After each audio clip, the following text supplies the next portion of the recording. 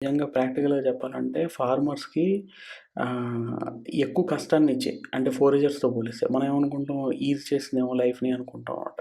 కానీ కాదు. Hunter gatherers ఏందంటే వాళ్ళ లైఫ్ మోర్ హ్యాపీగా చాలా వేరీడ్ వేస్‌గా ఉండేది. అంటే ఎప్పుడు హంటర్ గ్యాదరర్స్ ఉన్నప్పుడు ఆకలితో చచ్చిపోయినట్టు ఏం లేదు. ఏది దొరికితే అది తినేసేవాళ్ళు. తినేదానికి చాలా ఐటెమ్స్ ఉండేటివి.